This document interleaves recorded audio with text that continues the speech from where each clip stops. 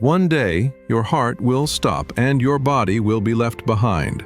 But have you ever wondered what your ancestors did with theirs? Across history, funeral rituals were as wild as they were sacred.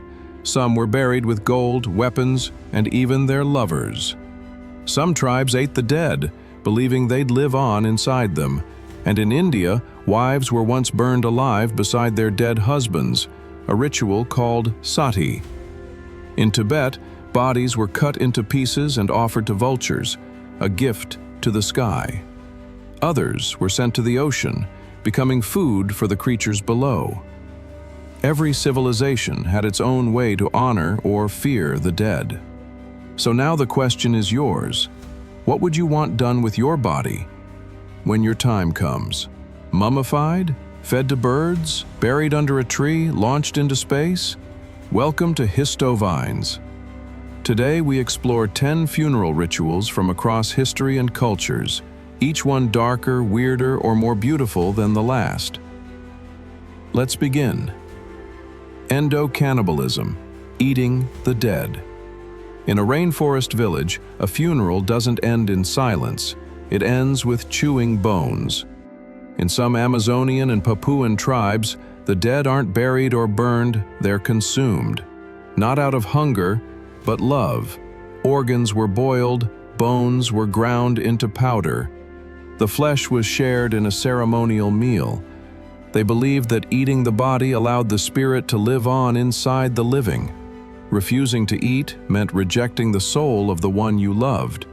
Children ate parents. Brothers ate brothers. Picture this. Your husband's body lies on a funeral pyre, and you, his wife, are told to climb into the flames beside him.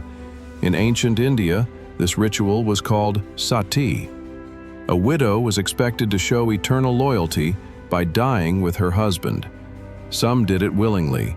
Most were forced, drugged, dragged, burned alive. The community called it purity. The screams of these women echoed through history. British colonials outlawed it in the 1800s, but secret cases were reported even after. In Tibetan Buddhism, the body is just a vessel. When life ends, it must return to nature. Monks carefully slice the body open, removing flesh, breaking bones. Then come the vultures, circling, waiting. They eat every part, even the bones crushed into dust. To outsiders, it's gruesome. To them, it's sacred. The birds are known as dakinis, sky dancers, freeing the soul from flesh. A complete body left untouched is considered wasteful, a failure of transition. In this ritual, death becomes a gift. Bog burial, drowned and preserved in swamps. In Iron Age Europe, certain people were ritually killed and buried in peat bogs. The cold, acidic, oxygen-deprived waters kept their bodies almost perfectly intact. Skin, fingernails, even their last meals inside their stomachs, all still there. Some were found with ropes around their necks, or signs of ritual sacrifice. Were they criminals, chosen offerings to gods, or punished outsiders? One man found in Denmark still had stubble on his chin, 2,400 years later. The bog became their tomb, and their curse. Even in death, they never decomposed. They just waited. Mummification, preserved for the afterlife. To ancient Egyptians, death was never the end. It was a journey that required your body to be whole, clean, and preserved. First, the brain was pulled out through the nose. Then the stomach, liver, lungs, and intestines, all removed and placed in sacred jars. The body was washed, dried with natron salt for 40 days, then wrapped in hundreds of linen strips. Spells were whispered, charms were tucked between layers. The wealthy were entombed with gold, food, even ships for the afterlife. Cats, servants, sometimes even wives, were mummified beside them. The goal wasn't to rest, it was to rise again on the other side. Thousands of years later, they still lie intact, eyes closed, waiting. Water burial, sea burial. In many cultures, the dead are given to the water, not just as disposal, but as tribute. Vikings prepared their dead with armor, coins, and weapons, laying them inside ships. The ship was set ablaze and pushed into the sea, a warrior's passage to Valhalla.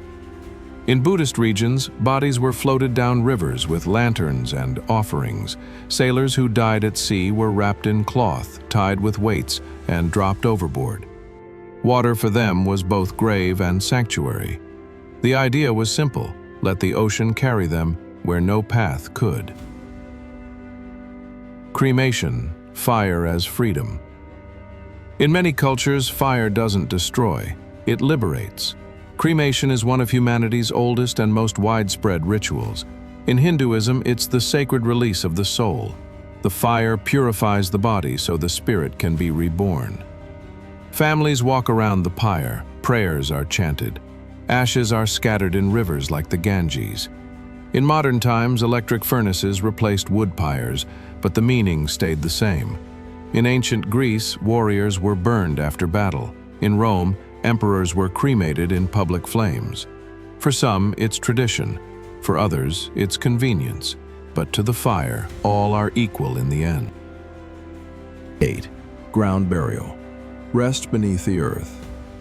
The image we all know: a wooden box, 6 feet deep, covered in flowers.